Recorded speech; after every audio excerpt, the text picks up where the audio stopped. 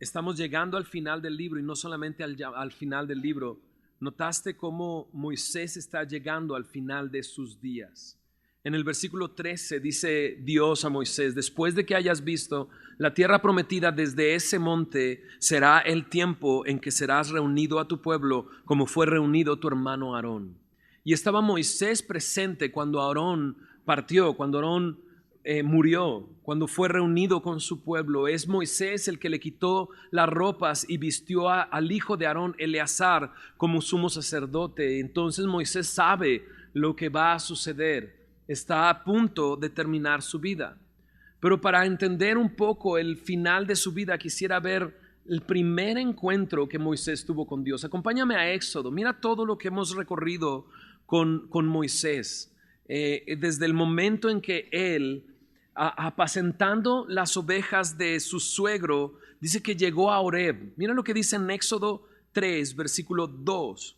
Dice: y se le apareció el ángel de Jehová en una llama de fuego en medio de una zarza, y él miró y vio que la zarza ardía en fuego y la zarza no se consumía. Esto era algo milagroso, ¿no? Porque estaba ardiendo una zarza, pero no terminaba de consumirse, ardía viva la flama. En el verso 3 dice: entonces Moisés dijo: iré yo ahora y veré a esta grande visión, ¿por qué causa la zarza no se quema? Viendo Jehová que él iba a ver, dice, lo llamó Dios de en medio de la zarza y dijo: Moisés, Moisés. La primera vez que Moisés escucha la voz de Dios, él respondió: heme aquí. Y dijo: no te acerques, quita tu calzado de tus pies, porque el lugar en que tú estás, tierra santa es. Estaba frente a la presencia de Dios, y Dios se revela a él y le dice: yo soy el Dios de tu padre, Dios de Abraham, Dios de Isaac, Dios de Jacob. Entonces Moisés cubrió su rostro porque tuvo miedo de mirar a Dios. Me imagino a Moisés tirado en el piso con su capa, tapándose por completo el rostro, lleno de temor. Está escuchando la voz de Dios y el llamado de Dios para su vida. Y entonces Dios le dice en el verso 7: bien he visto la aflicción de mi pueblo que está en Egipto. He oído su clamor a causa de sus exactores, pues he conocido sus angustias, y he descendido para librarlos de mano de los egipcios y sacarlos de aquella tierra, a una tierra buena y ancha, a tierra que fluye leche y miel, a los lugares del cananeo, del eteo, del amorreo, del fereceo, del heveo y del jebuseo. El clamor pues de los hijos de Israel ha venido delante de mí. También he visto la opresión con que los egipcios los oprimen. Ven por tanto ahora y te enviaré a Faraón para que saques de Egipto a mi pueblo, los hijos de Israel. Dios le revela el plan que tiene para su pueblo. Y le comienza diciendo: he oído, he escuchado el clamor, he descendido para traer una respuesta a su opresión. Y dice: yo los voy a sacar de la tierra de los egipcios y los voy a llevar, dice, a la tierra que fluye leche y miel, a la tierra de Canaán, la promesa que le dio a Abraham. En el versículo 10 le dice: ven, porque tú serás ese instrumento que yo use para sacar de la tierra de Egipto a mi pueblo, para darles libertad, para llevarlos al descanso en la tierra prometida. Ese es el llamado que Dios le hizo a Moisés. Ahora estamos llegando al final de sus días, cuando Dios le dice: serás reunido con tu pueblo. Es el momento de partir, es el momento de partir, y tú no los vas a meter a la tierra prometida. Moisés ha visto muchas cosas desde ese momento hasta el momento que estamos viendo el día de hoy. Ha visto las plagas que Dios trajo a Egipto a través de él. Con la vara dice que tocaba el agua y el agua se convertía en sangre. Con su vara tocaba el polvo y el polvo se convertía en piojos, en animales. Y así una y otra vez vio el poder de Dios Moisés. Llegando a la orilla del Mar Rojo en su huida de Egipto, se quedaron encerrados y Dios usó a Moisés con su vara para partir el mar y pasaron como por tierra seca. Llegaron allá y aún con las quejas, Moisés vio la mano de Dios proveyéndolos de maná, de agua, de codornices, una y otra vez. Hay un momento en Éxodo, en Números, donde los hermanos de Moisés se levantan contra él, y es el momento en que se describe a Moisés como el hombre manso como ninguno otro ha habido en la tierra, un hombre manso. En esa misma porción dice que Dios le dijo a sus hermanos, a Moisés, cara a cara hablaré con él. Con él yo hablo cara a cara. Y así fue.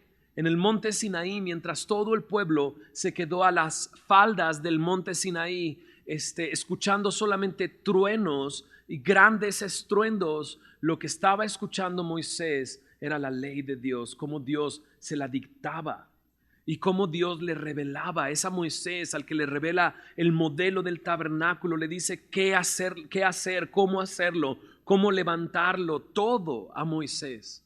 Moisés ha estado recibiendo quejas durante 40 años, pero ha sido un fiel pastor. Mira lo que dicen en el Salmo 77, en el versículo 20. Salmo 77, versículo 20 lo describe a él y a Aarón como pastores. Salmo 77, 20 dice: condujiste a tu pueblo como ovejas, por mano de Moisés, dice, y de Aarón. Dios usó a Moisés y a Aarón como pastores guiando a su pueblo hasta llegar a la tierra prometida. En el Salmo 103 me dice que Dios le revelaba los planes a Moisés. Dice, le notificó sus caminos a Moisés. Al pueblo de Israel se presentó a ellos con sus obras, pero a Moisés le hablaba, cara a cara hablaba con él. Moisés es el que recibió la ley. La ley, dice en Juan 1:17, fue dada por medio de Moisés. Es este hombre el que fue llamado, y lo primero que escuchó de Dios fue su nombre repetido 2 veces: Moisés, Moisés. Y ahora Dios mismo le está diciendo: es momento de partir, es momento de reunirte con tu pueblo. Y Moisés solamente tiene una petición. ¿Te imaginas que Dios te revelara y te dijera: es momento de partir, sube? Dices: no, yo no subo. No, pero imagínate que Dios de repente te dijera: es momento de partir, es momento de partir, es momento de reunirte con aquellos que han creído en mí, ¿no? Es momento de venir a mi presencia. ¿Qué le pedirías? ¿Cuál sería tu petición? Mira lo que dice en Números capítulo 27, porque Moisés levanta una petición a Dios. En el versículo 15 dice: entonces respondió Moisés a Jehová diciendo: ponga Jehová, Dios de los espíritus de toda carne, un varón sobre la congregación, que salga delante de ellos y que entre delante de ellos, que los saque y los introduzca, para que la congregación de Jehová no sean como ovejas sin pastor.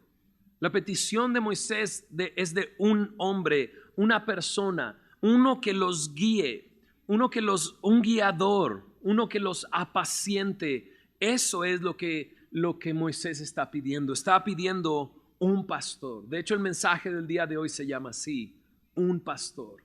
Un pastor.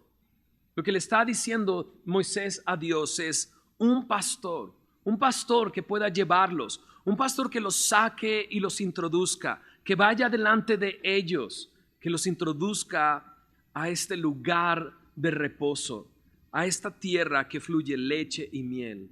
Y la verdad es que después de todo lo que hemos vivido con Moisés, pues es entendible la petición.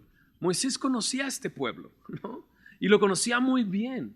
Había escuchado las quejas, ¿no? Una y otra vez. Había escuchado cómo hablaban en contra de él. Y lo mejor que puede decir Moisés es: pues mándales a otro, ¿no? Para que le vaya como me fue a mí. No, no es cierto.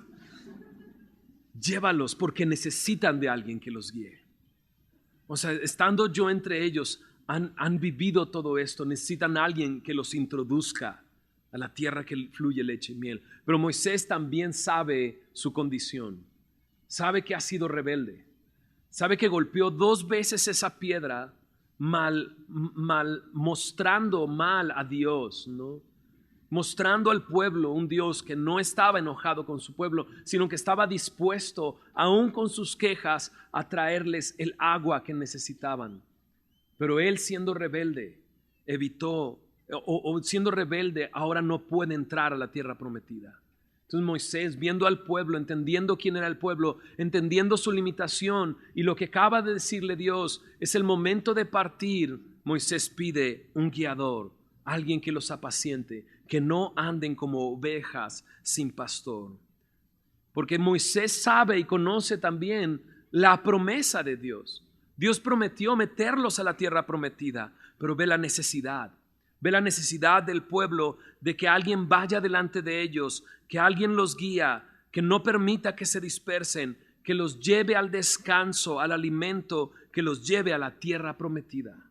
Mira lo que dice en Números 27, 18, como respuesta a esta petición. Dios le dice así: y Jehová dijo a Moisés: toma a Josué, hijo de Nun, varón en el cual hay espíritu, y pondrás tu mano sobre él, y lo pondrás delante del sacerdote Eleazar y delante de toda la congregación, y le darás el cargo en presencia de ellos, y pondrás de tu dignidad sobre él, para que toda la congregación de los hijos de Israel le obedezca.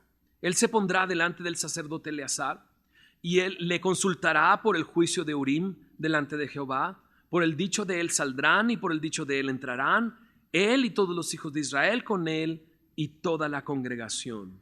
La respuesta de Dios es instrucciones. Dios le da instrucciones. Toma a Josué, y Josué es aquel que ha estado acompañando a Moisés durante todo este tiempo. La persona más cercana a Moisés desde que salieron de la tierra de Egipto. Es Josué el que en el monte Sinaí sube junto con Moisés al monte Sinaí. No llega hasta la cima, se queda a la mitad. Es el que lo recibe después de 40 días y están a punto de bajan juntos del monte Sinaí. Es Josué, lo ha estado acompañando todo este tiempo, ¿no? Pero ¿sabías que Josué no se llamaba Josué? En Números capítulo 13, en el versículo 16, dice que se llamaba Oseas. Oseas, hijo de Nun, dice ahí, al cual Moisés le llamó Josué. Moisés fue el que le puso el nombre Josué. Él se llamaba Oseas. ¿Qué significa Oseas? Oseas significa salvación. Eso es lo que significa salvación. ¿Sabes lo que significa Josué? Josué significa Jehová salva. Dios es salvación. ¡Qué maravilla! Solamente el hecho de pensar que Moisés, al verlo y al escuchar, hey, ¿cómo me llamo? Salvación. Y dice, ¿sabes qué? Ya no te vas a llamar salvación, ahora te vas a llamar Dios es salvación. Jehová salva. Él es el que nos va a salvar. Y Josué ha sido el hombre que juntó al ejército cuando enfrentaron a los amalecitas en Éxodo, ¿no? En esta escena, si tú recuerdas que Moisés, mientras bajaba las manos, empezaban a perder, mientras levantaba las manos, podían conquistar. Es en esa batalla Josué escogió a los soldados que enfrentaron a los amalecitas. Es Josué el que entró junto con Caleb y otros 10 hombres a espiar la tierra prometida. El reporte que trajo Josué fue: entremos. Es la tierra que Dios nos ha dado, nos la ha dado en nuestras manos, entremos. Junto con Caleb, los dos estaban dispuestos por fe a creer en la promesa y entrar, pero los otros 10, por incredulidad, no quisieron entrar a la tierra prometida e influyeron en todo el pueblo para que ya no entraran. Es este Josué. Dios dice de él, es un varón en el cual hay espíritu. Algunas traducciones dicen esta frase como en el que tiene un gran espíritu. En otras versiones dice el que tiene el espíritu, ¿no? Pero es Josué, varón en el cual hay espíritu, y dice, y lo pondrás delante de la congregación, delante de Eleazar, y le darás tu cargo. Pero te fijaste en el versículo 20 como dice, y pondrás de tu dignidad sobre él, ¿no? Josué está recibiendo de la dignidad de Moisés. O sea, él está recibiendo algo de Moisés. Lo que otras traducciones lo ponen como, pon sobre él parte de tu autoridad. Hay una autoridad sobre ti, Moisés. Tú vas a transmitir parte de esa autoridad a Josué para que le obedezcan. Y luego dice, pero la manera en que los va a guiar es que va a ir con Eleazar.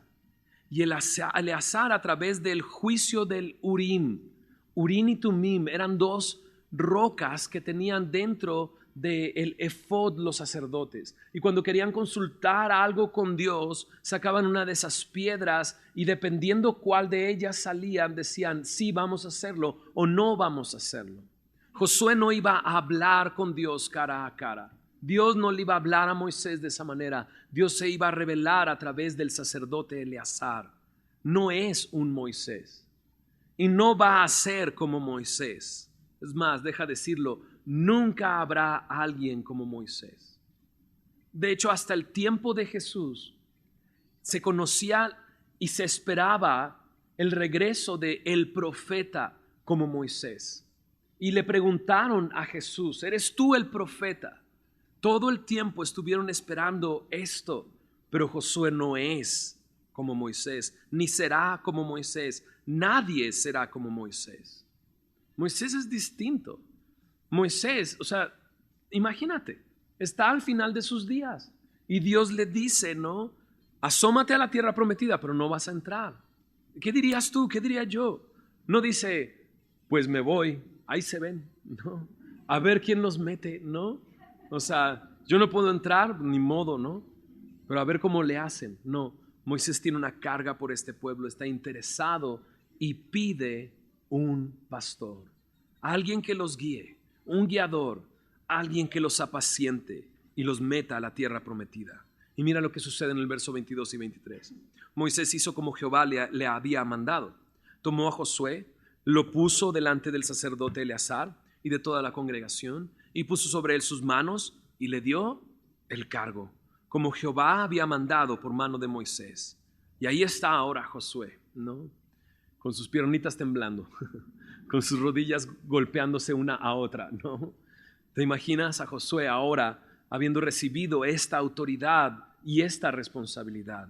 Mira la respuesta de dos de las tribus en Josué capítulo 1, versículos 16 y 17. Dos de las tribus le dicen así a Josué: nosotros haremos todas las cosas que nos has mandado e iremos a donde quiera que nos mandes. Dice en el verso 17 de Josué 1, de la manera que obedecimos a Moisés en todas las cosas, así te obedeceremos a ti, ¿no? Pero mira el final de esta frase: solamente que Jehová tu Dios esté contigo como estuvo con Moisés. El pueblo reconoce esa autoridad que Moisés le transfirió a Josué, pero Josué no es como Moisés. Moisés está limitado, no los puede introducir a la tierra prometida. Josué sí, y los va a introducir, pero no va a introducir a los mismos que salieron de Egipto. Como hemos visto durante ya algunos meses, esa generación que salió de Egipto murió en el desierto. Por incredulidad, por no creer a la promesa de Dios, se quedaron muertos en el desierto. Y Dios levantó una nueva generación, que es esta nueva generación la que va a introducir Josué a la tierra prometida. Los únicos dos que salieron de Egipto y que van a poder entrar a la tierra prometida es Josué y otro hombre llamado Caleb. Ellos dos, porque creyeron, van a entrar a la tierra prometida. ¿Por qué no entró la generación anterior? Por incredulidad, por incredulidad. Pero esta es la nueva generación, una generación que cree que son llevados por Josué hacia la tierra que fluye leche y miel. Mira el final del libro de Josué, hacia el final del libro en Josué capítulo 21. Mira lo que Dios hizo. Dios había prometido a Abraham darles esa tierra. Dios les prometió llevarlos hasta ese lugar. Moisés ya no los pudo meter, pero mira lo que hace. Josué 21 en el versículo 43 dice: de esta manera dio Jehová a Israel, ¿qué dice? Toda la tierra que había jurado dar a sus padres, y la poseyeron y habitaron en ella. Y Jehová les dio reposo alrededor, descanso, reposo. Guarda esa palabra en tu mente, reposo, conforme a todo lo que había jurado a sus padres. Y ninguno de todos sus enemigos pudo hacerles frente. ¿Por qué? Porque Jehová entregó en sus manos a todos sus enemigos. No faltó palabra de todas las buenas promesas que Jehová había hecho a la casa de Israel. Ayúdame a leer esas últimas tres palabras. Todo se cumplió. Todo se cumplió. Josué, usado por Dios, está llevando a cumplimiento sus promesas. La promesa de llevarlos a la tierra prometida.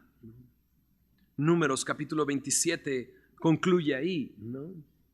Pero creo que no concluye ahí en el sentido de que hay una enseñanza para nosotros que es mucho más grande que ese momento solamente.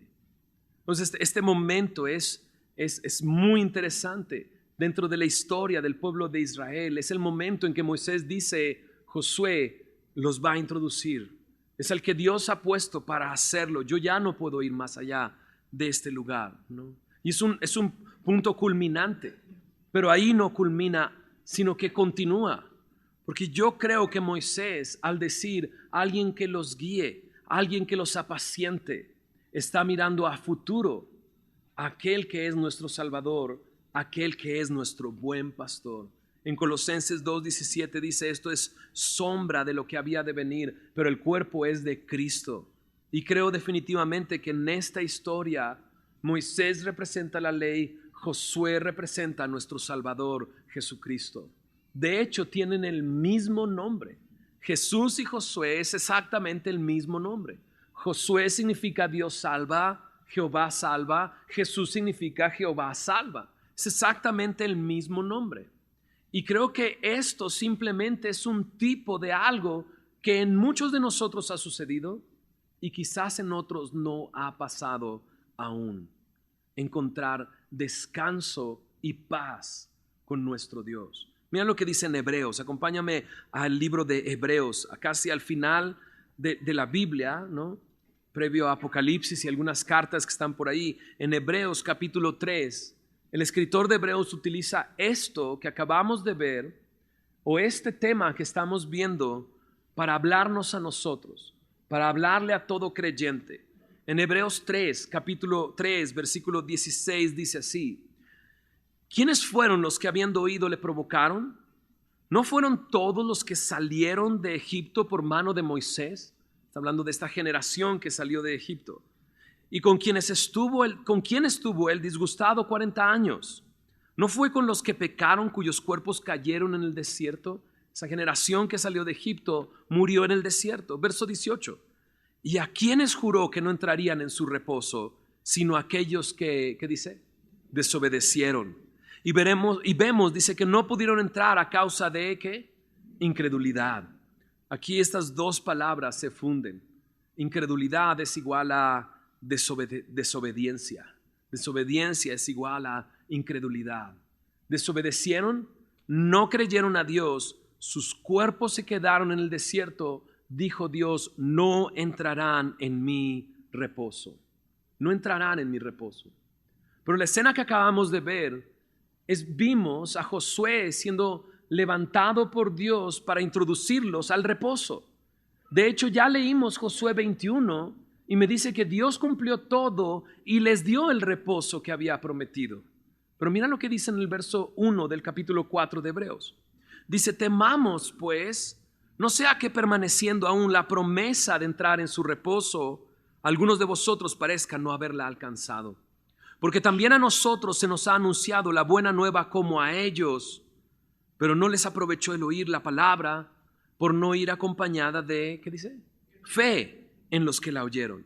Pero los que hemos creído entramos en el reposo.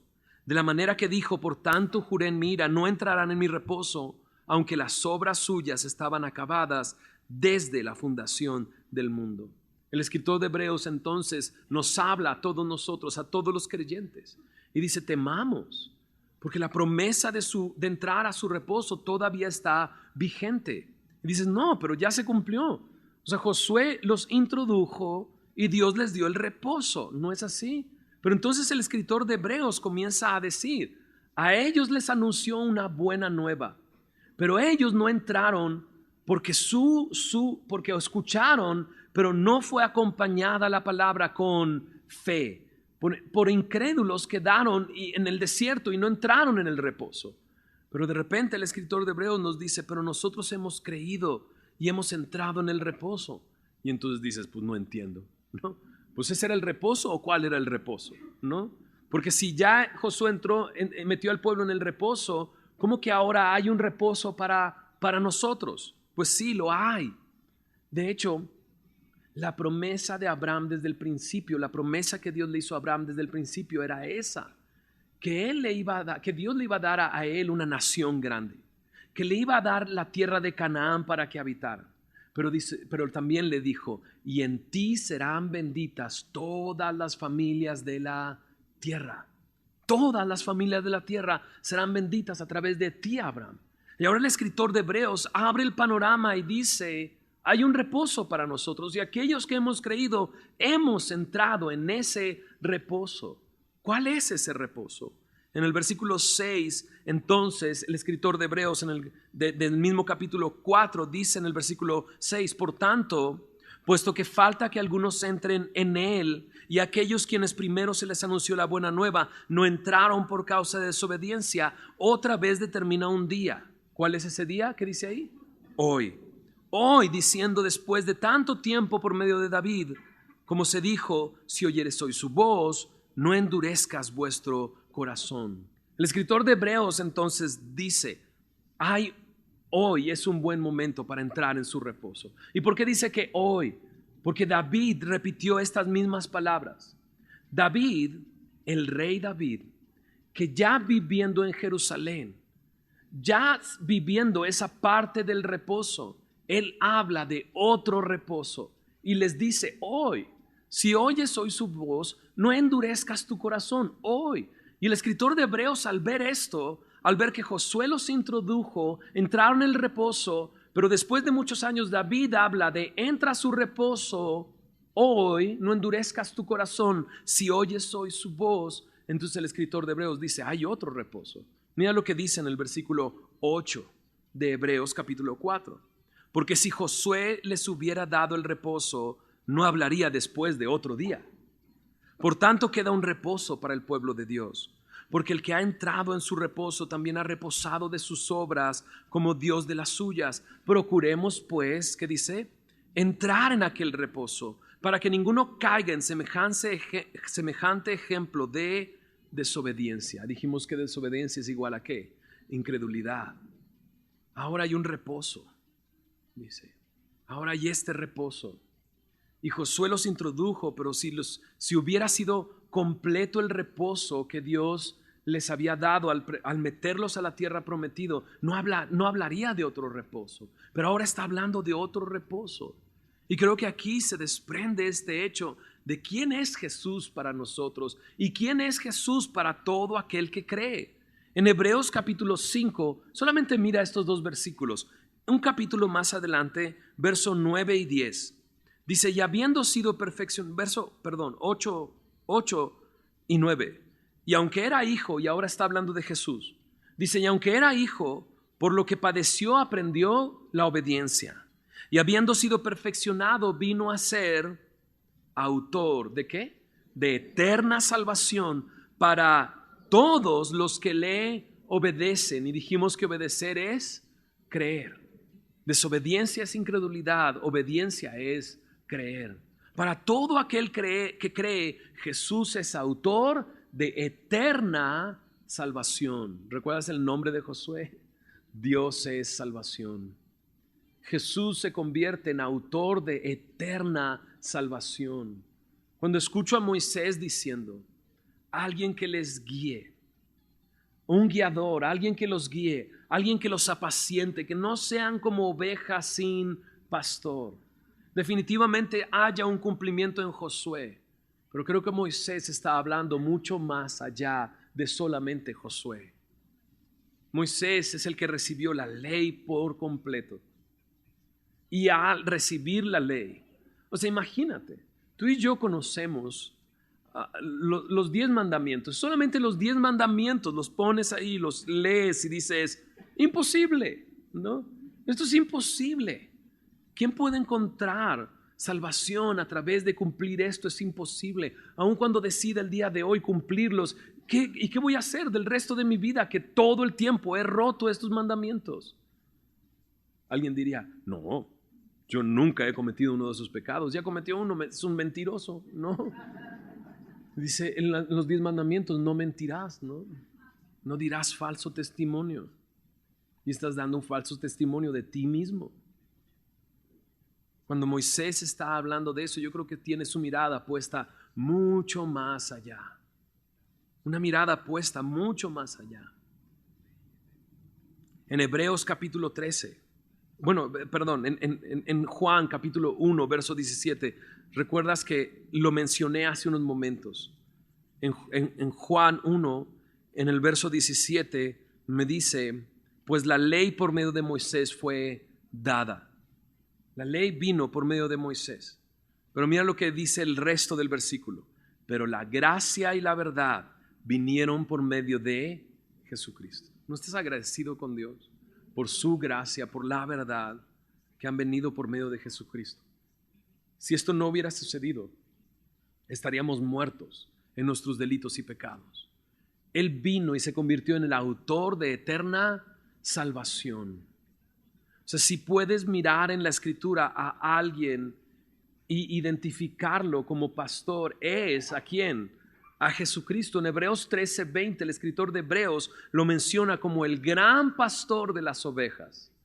Pedro, en primera de Pedro 1:25, lo menciona como has vuelto al pastor y obispo de vuestras almas. El mismo Pedro en primera de Pedro 5, en el versículo 4, dice y menciona a Jesús como el príncipe de los pastores. Y es que Pedro estaba ahí cuando Jesús levantó su voz y dijo, yo soy el buen pastor da su vida por las ovejas. Pedro lo escuchó saliendo de la boca de Jesús, yo soy el buen pastor su vida da por las ovejas. Juan capítulo 10, versículo 11, lo dice. En el versículo 17 más adelante, el mismo Jesús dice, por eso me ama el Padre, porque yo pongo mi vida para volverla a tomar. Nadie me la quita, sino que yo de mí mismo la pongo. Tengo poder para ponerla y tengo poder para volverla a tomar. Este mandamiento recibí de mi Padre. Jesús vino a esto, a ser el buen pastor, el cual entrega su propia vida para que las ovejas puedan salvarse. Y puede hacerlo porque tiene el poder de entregar su vida y volver a tomar su vida, porque Él es Dios, el Dios eterno, el Dios que es vida y contiene vida y que Él mismo es vida. Juan lo describe y dice, la luz vino al mundo. Y esa luz es Jesucristo. En Él estaba la vida y ese es Jesús. Él tiene el poder para dar su vida y volverla a tomar.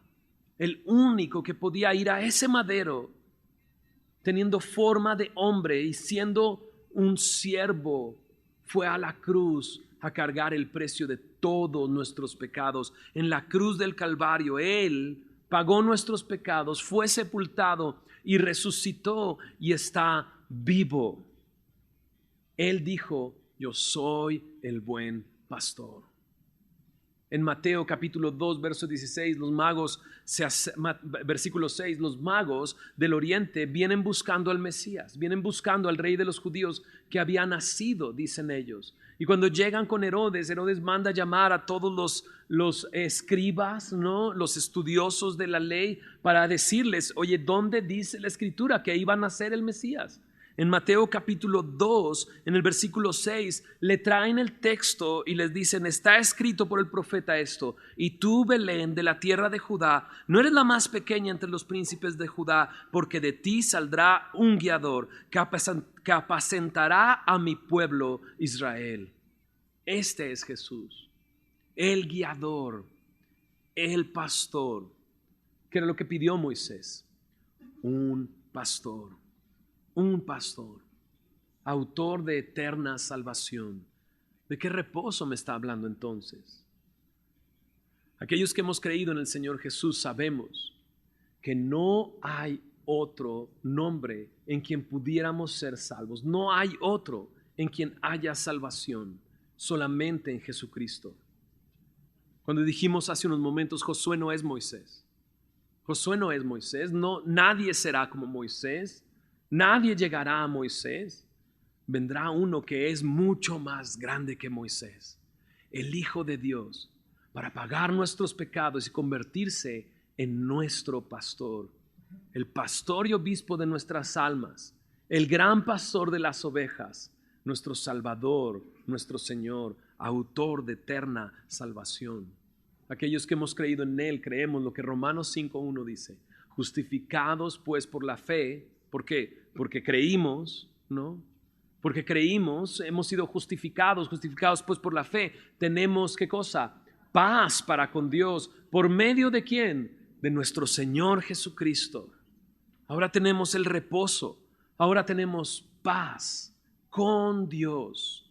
Esto es increíble. El pueblo de Israel iba a ser introducido a la tierra prometida. Y ahora va a hacerlo de la mano de Josué.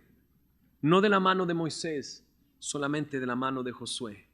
Y Josué como un tipo de Jesús. Así, nosotros no podemos obtener salvación de la mano de la ley, de la mano de cumplir, sino la única manera es de la mano de nuestro Señor y Salvador, el cual cumplió la ley, pagó el precio de nuestra rebeldía en contra de la ley, nuestra rebeldía en contra de Dios, y venció a la muerte. Él sí puede pastorearnos y puede pastorearnos más allá de la muerte, hacia la eternidad, porque Él es autor de eterna salvación. Este es Jesús. Creo definitivamente que no culmina en Números 27, sino que va más allá hablándonos de nuestro Salvador. Pero dijimos que íbamos a hacer el capítulo 28 y 29 también, ¿verdad? Mira, en Números 28 y 29 comienza a explicar a una nueva generación los holocaustos y sacrificios que tenían que presentar. Y es un pequeño resumen de algo que ya hemos estado viendo con anterioridad y un recordatorio. Y como lo veo yo estos dos capítulos, justo después de este momento, del momento en el que se les da a este pastor para llevarlos a la promesa, se les explica cómo relacionarse con Dios. Acuérdate que esta es una nueva generación. Y se les explica cómo relacionarse con Dios a través de sacrificios y holocaustos. Ahora, el sacrificio de nuestro Señor Jesús ha sido completo y perfecto. No hay más necesidad de sacrificios, pero esto nos puede dar una clara idea de cómo Dios no solamente quiere salvarnos, sino quiere tener una relación con nosotros. O sea, no solamente Jesús nos ha traído salvación, sino nos ha traído una relación con Dios. Una relación por medio de su obra en la cruz del Calvario. Ahora somos sus hijos. Ahora vivimos para Él. En Números capítulo 28, del versículo 1 al 15, hay 3 tipos de holocaustos. Holocausto es un sacrificio completamente, donde el animal se quema por completo.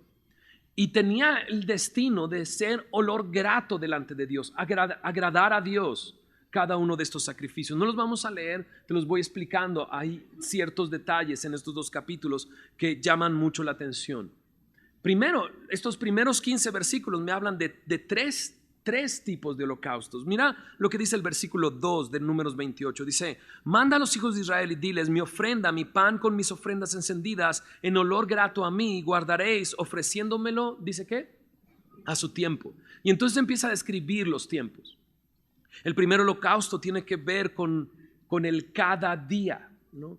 Cada día tenían que venir el pueblo y hacer 2 sacrificios, 2 animales, uno en la mañana y uno en la tarde.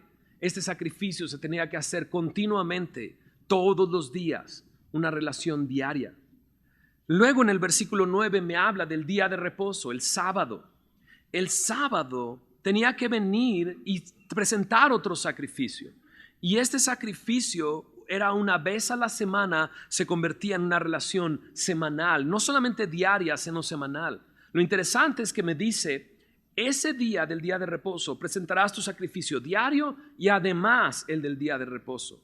Pero luego en el versículo 11 me habla al comienzo de vuestros meses. En el versículo 14 al final dice: este es el holocausto de cada mes por todos los meses del año. Así que no solamente era uno diario que se unía a uno semanal, sino que al principio del mes había un sacrificio mensual. Era una relación diaria, semanal y mensual. Un sacrificio costoso porque eran animales que tenían que ser sin mancha, sin defecto.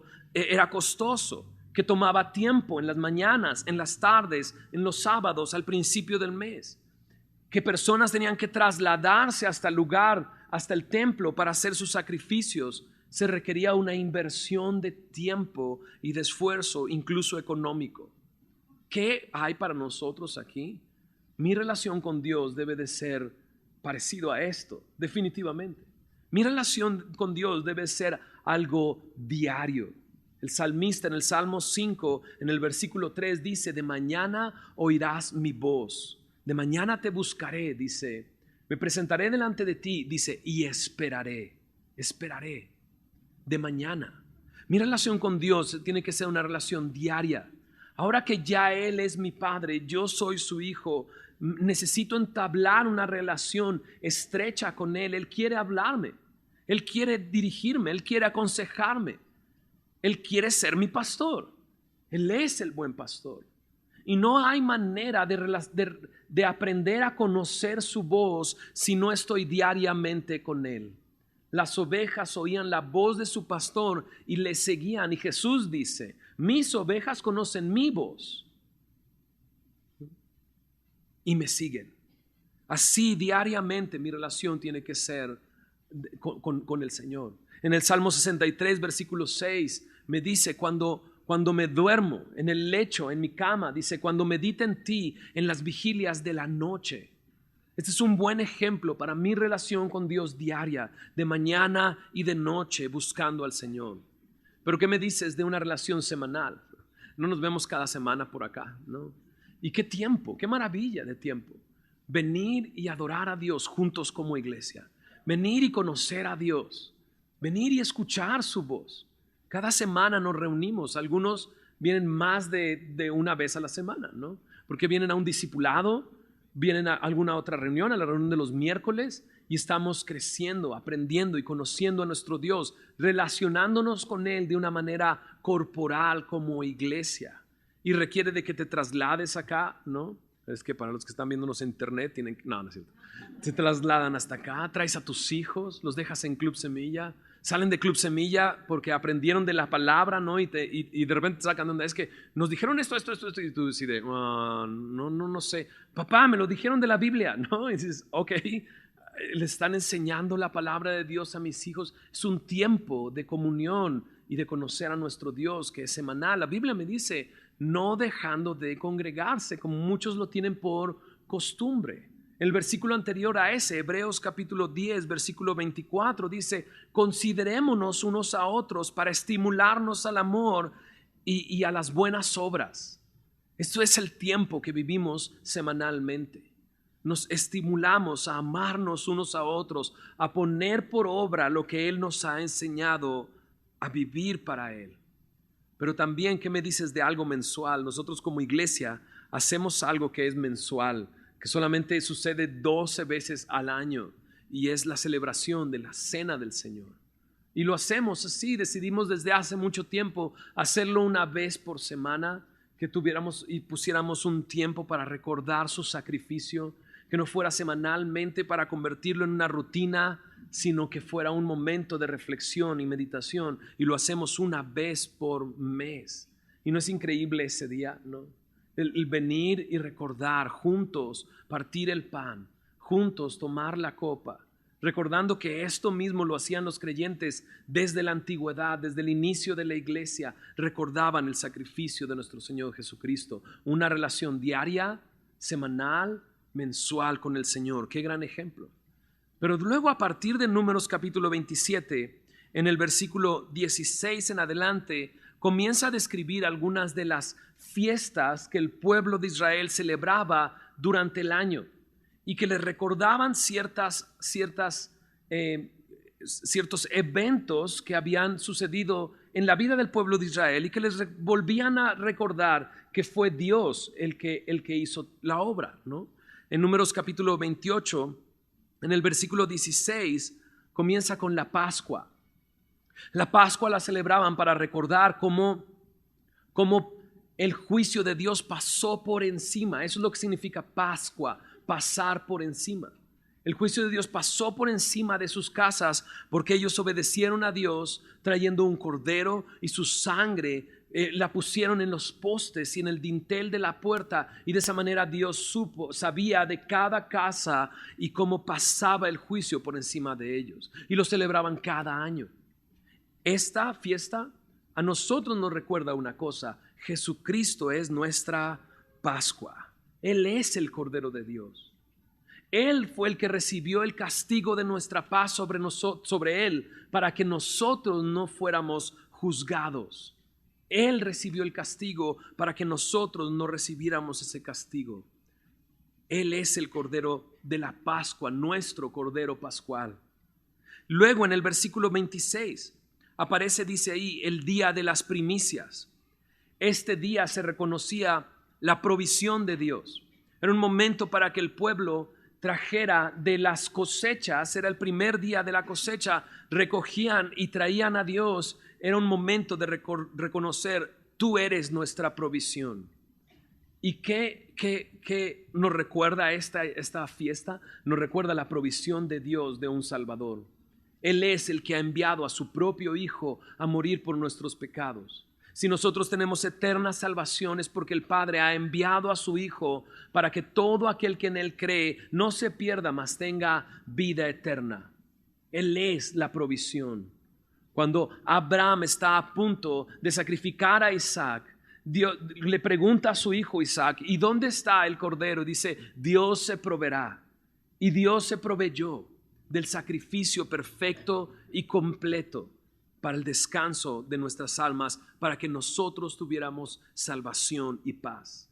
El siguiente día está en el capítulo 29, en el versículo 1. Dice al final: os será día de sonar las trompetas.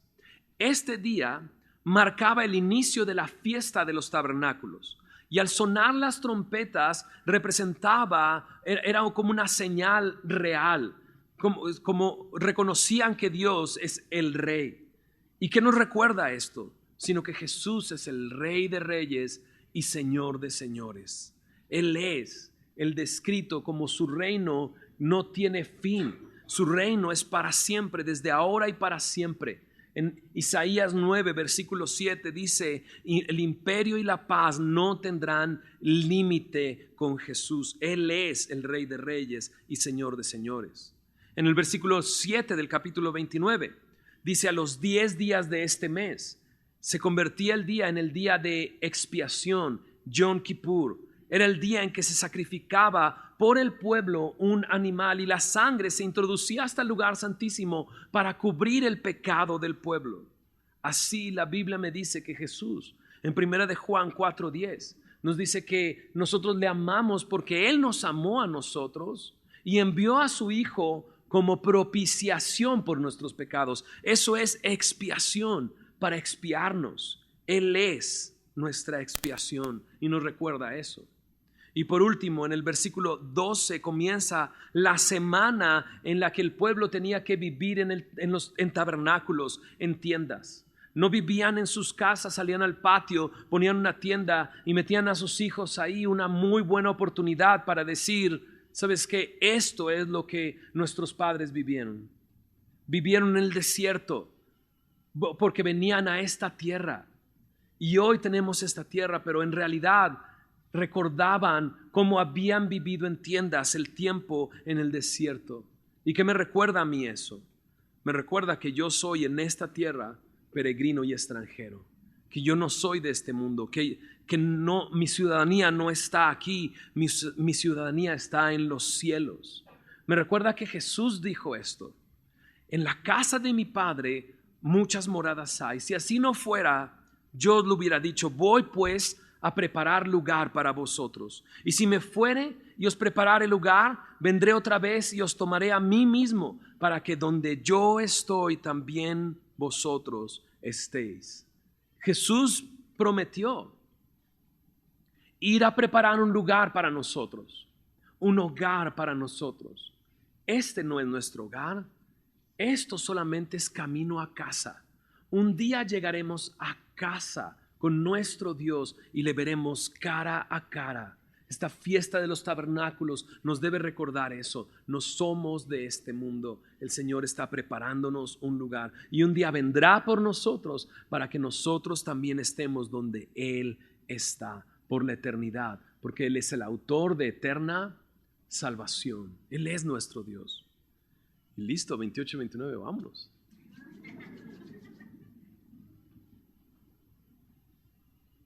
Mucho que reflexionar el día de hoy. Entre Moisés y viendo su vida, el llamado de Dios y el término de su vida, y el anhelo de su corazón de que el pueblo que había pastoreado durante ese tiempo tuviera un pastor que los llevara al reposo, ¿no? Y la provisión en Josué. Pero ¿qué me dices de nuestra provisión en Jesús? Él es el que nos ha introducido en el reposo. Él es nuestra paz. Por medio de Él tenemos paz para con Dios porque hemos creído. Si tú aún no tienes ese reposo y esa paz, el día de hoy tú puedes decirle al Señor: Señor Jesús, me arrepiento de mis pecados. Ahora decido creer que tú eres el que pagó mis pecados en la cruz, que tú eres el Hijo de Dios. Confiésalo como tu Señor. Recíbelo. Dice la palabra de Dios que si tú crees, le recibes y crees en su nombre, recibirás la potestad de ser hecho un hijo de Dios y comenzará una relación con Él. Una relación diaria, semanal, mensual, una relación de todos los días, una relación que va creciendo día con día, que nos habla individualmente y corporalmente, que nos ayuda a recordar lo que Él ha hecho por nosotros. Y qué maravilla ver a nuestro Dios como el Cordero de Dios, como aquel que ha sido expiación por nosotros, como el Rey de Reyes, como nuestro reposo, como aquel que vendrá y que está preparándonos un lugar, porque este no es nuestro hogar, esto solamente es camino a casa.